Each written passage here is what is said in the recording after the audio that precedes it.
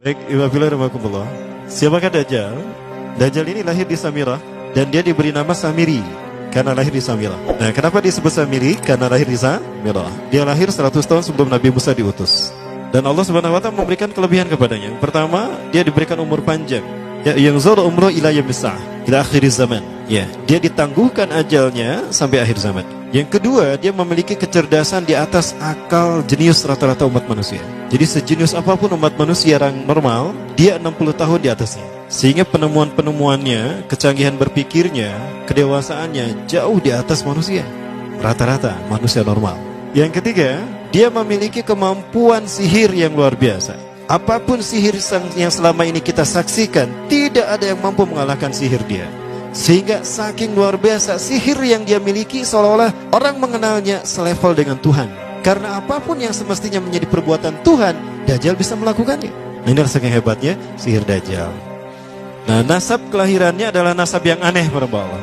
Dia lahir dari termasuk Bani Israel. Bani Israel ini keturunan Nabi Yakub. Yakub itu gelarnya Israel. Keturunannya disebut Bani Israel. Dari Yehuda. Yehuda ini adalah anak laki-laki dari istri pertama Nabi Yakub alaihissalam.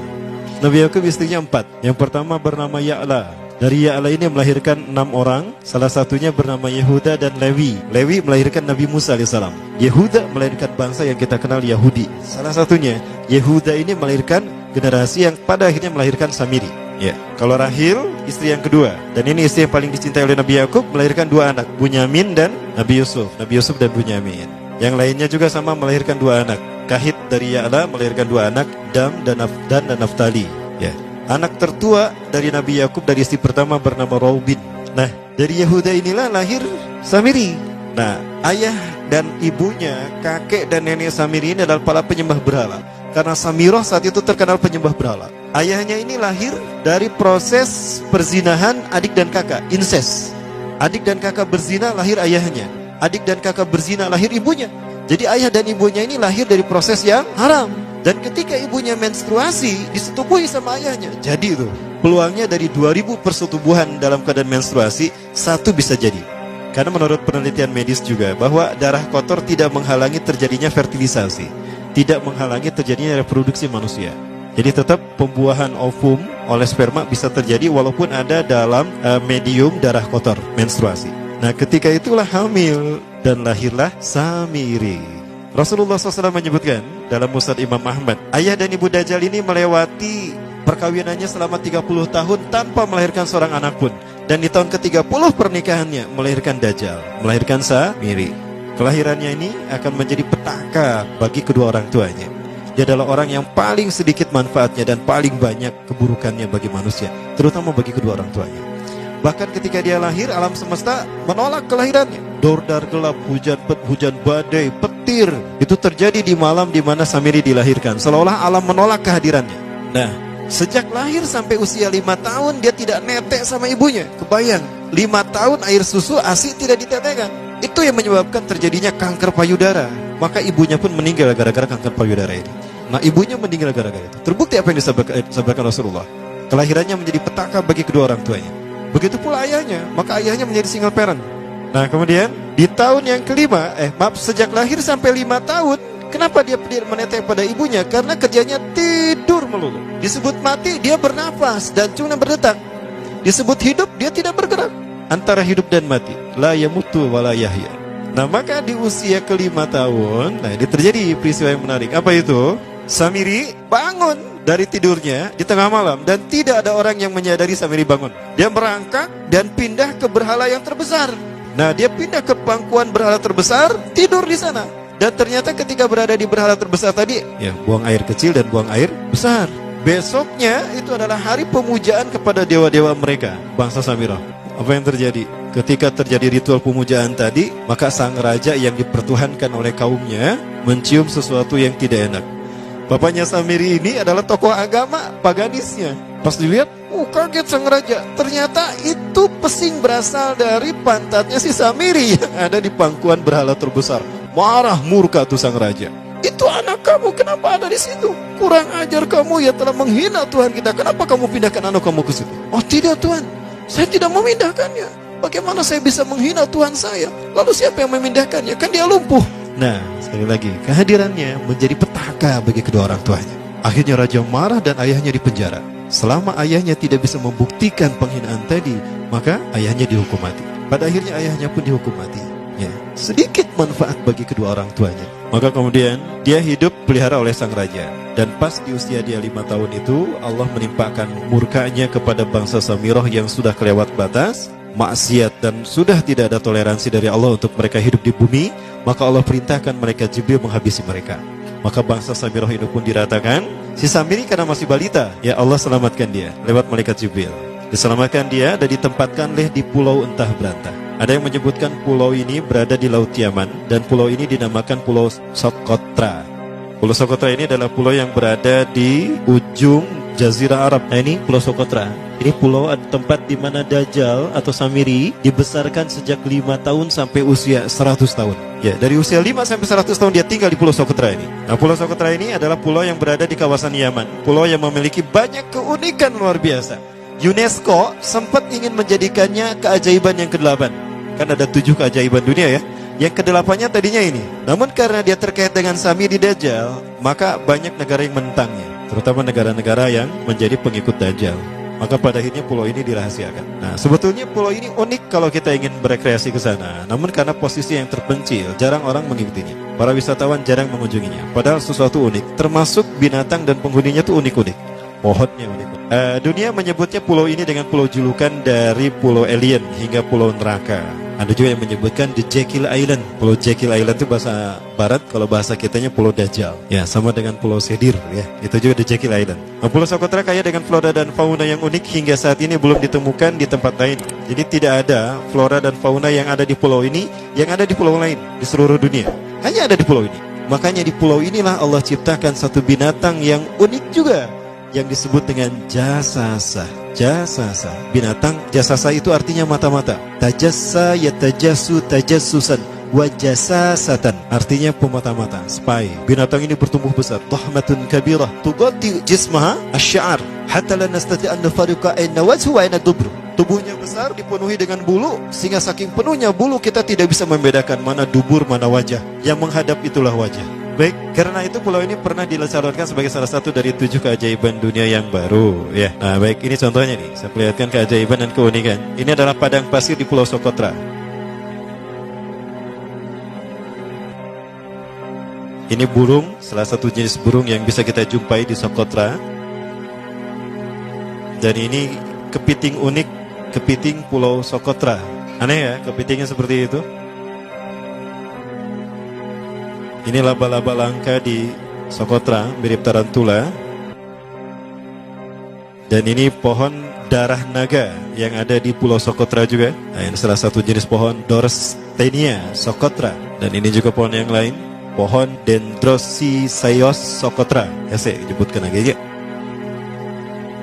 Nah, ketika di pulau itu, sebelum bertemu dengan Nabi Musa, Samiri di pulau itu yang hanya tinggal dengan seekor binatang jasasa.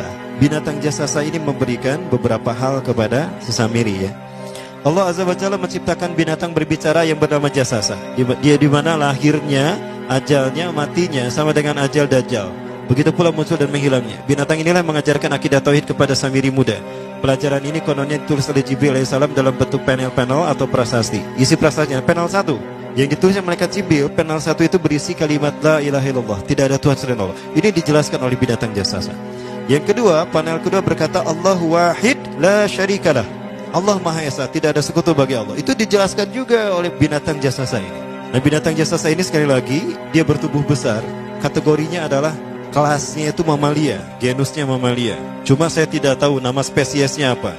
Pada tahun 2017, akhir dari bulan Agustus di Filipina ditemukan binatang seperti ini. Ciri-ciri binatang ini nyaris sempurna seperti ciri-ciri binatang jasasa yang disebutkan Rasulullah terkait dengan binatang yang memata-matai Dajjal. Tubuhnya penuh dengan bulu. Ini disebutkan dalam surat An-Naml ayat ke-82. Ya, binatang ini seperti ini dan dia tidak pernah jauh dari laut karena dia selalu ingin membasahi tubuhnya dan dia pun makan dari makanan ikan laut. Maka dia tidak pernah jauh dari pantai. Seperti ini. Nah, binatang inilah yang mengajarkan prasasti mengajarkan akidah tauhid kepada Samiri muda. Yang ketiga, engkau diurus oleh Jibril. Karena itu janganlah engkau mengkhianati janjimu dengan Allah. hanya engkau saja di pulau ini. Panel yang kelima, makanlah dan nikmatilah makanan minuman yang menjadi rezeki dari Allah sesuai kehendakmu. Tidurlah sesukamu, tapi sembahlah Allah dalam berbagai keadaanmu dengan tasbih keesaan Allah kepadanya, yaitu dengan melaksanakan solat yang diwajibkan kepadamu. Allah lah sang raja, Allah yang Maha Esa. Dia tidak berayah dan tidak pula mempunyai anak. Allah Tuhan Tuhan yang maha besar dan maha agung. Dialah yang maha raja. Ada 7 panel. Panel yang ke-7 bercerita tentang Nabi Muhammad. Panel yang ke-6 itu bercerita tentang nabi-nabi, dan khusus panel yang ke-7 cerita tentang Nabi Muhammad. Jadi Dajjal sudah tahu, Samiri sudah tahu bahwa akan diutus Nabi Muhammad di akhir zaman, dan itu nabi yang terbaik. Makanya dia iri. Nah, selesai panel ini disampaikan, maka binatang sejasasa berkata, wahai Samiri, saksikanlah aku telah menunaikan, innani qad fa'altu ma umirtu min rabbi. Demi Allah, saksikan, aku sudah menunaikan apa yang diperintahkan padaku, kata bintang jasasa. Maka sekarang adalah perintah terakhir, yaitu pertanyaan dariku untukmu. Hal tu'minu billah, apakah kau beriman pada Allah? Wa bima unzila ilaih, dan dari apa yang diturunkan kepada nabi-nabinya, kepada Jibril maksudnya. Famadal jawab ya Samiri, apa jawabanmu hai Samiri? Samiri tidak menjawabnya. Lama ditunggu-tunggu, Samiri tidak menjawabnya, sehingga binatang ini pun pergi dengan menjerit dengan jeritan yang membuat Samiri ini pekak telinganya. 2 kali lagi datang lagi kembali kepada Samiri dan berkata binatang jasasa, ya Samiri, famadal jawab? Hal tu'minu billah, in tu'minu billah fatakunu mu'minan ajaba imanika ila yaumil qiyamah. Jika kau beriman kepada Allah, maka sungguh kau akan menjadi mukmin yang menakjubkan imannya. Inna ajalaka ukhirat ila akhir zaman. Sesungguhnya ajalmu ditangguhkan sampai akhir zaman. Jika kau beriman pada Allah, engkau akan menjadi mukmin yang menakjubkan. Fa in lam tu'min billah, tapi jika engkau tidak beriman kepada Allah, wa bima unzila ilaih, dan apapun yang diturunkan pada Jibril, innaka minal mal'unina ila yaumil qiyamah, dan kau terkutuk sampai hari kiamat nanti. Tidak juga dijawab. Pergi lagi binatang jasasa tadi sambil memekikkan suara yang pekikan yang keras. Yang ketiga kali yang terakhir dia bertanya kembali. Dan apa jawaban Samiri? Hei jasasa binatang buruk rupa, lihat di pulau ini tidak ada siapapun kecuali engkau dan aku. Dan yakinilah kalau panel ini bukan tentang Allah yang di langit sana, tapi yang disebut Allah itu saya. Hei jasasa, akulah Allah itu. Oh, dia menjerit dengan jeritan yang makin keras, sampai si Samiri pun menutup kedua telinganya. Sejak saat itulah binatang itu pergi dan berkata, innaka dajjal, innaka dajjal, innaka dajjal. Engkau adalah pendusta, engkau adalah pendusta. Pendusta sampai hilang suaranya. Di saat itulah Samiri mendapatkan gelar Dajjal. Jadi siapa nama asli Dajjal? Samiri. Dajjal artinya Al-Kazab, pendusta, bukan singkatan kadek. Baik, nah sejak saat itulah Samiri keluar dari pulau itu, dan dia sudah menyandang gelar Dajjal, pendusta, karena dia mengaku Tuhan. Baik, Iwabillah rahmatullah. Jangan salah, Dajjal kecerdasannya mampu melakukan cloning dan mampu melakukan berbagai macam riset dan eksperimen. Hatta eksperimen yang mengilhami film Hook, itu Dajjal bisa melakukannya. Bahkan ketika orang membayangkan kendaraan tercanggih itu pesawat terbang, Dajjal sudah mampu membuat piring terbang dengan kecerdasannya. Ya. Rasulullah menyebutkan kendaraan Dajjal itu, dia bisa terbang, kata Rasulullah. Dan kecepatan terbangnya 5 km per sekon. 1 detik 5 km. Hanya dengan berkedip-kedip dia berkeliling dunia. Ya. Kecepatan ini diambil dari hadis Rasulullah. Berapa kecepatannya Rasulullah ketika dia terbang di muka bumi? Ya, kendaraan yang dia gunakan itu kecepatan terbangnya seperti awan yang ditiup angin, kata Rasulullah. Dan awan rata-rata ditiup angin itu 5 km per sekon. Dan jarak dari satu telinga ke telinganya, artinya setengah diameter atau diameter kepalanya, keledai yang dia gunakan, Rasul menyebutnya keledai, itu arba'una zira, 40 hasta, 27 meter. Diameternya itu 27 meter. Keledai macam apa yang jarak dari satu telinga ke telinganya 27 meter? Kalau bukan piring terbang. Ini bisa 24 meter kan? 27 meter, bisa tidak? Bisa, dan kecepatannya pun sama. Dan pernah meninggalkan jejak Cop Circle di Yogyakarta. Nah, Cop Circle itu adalah jejak UFO yang menjadi isyarat instruksi bagi para pelaku konspirasi dunia. Siapa? Para kalangan Illuminati.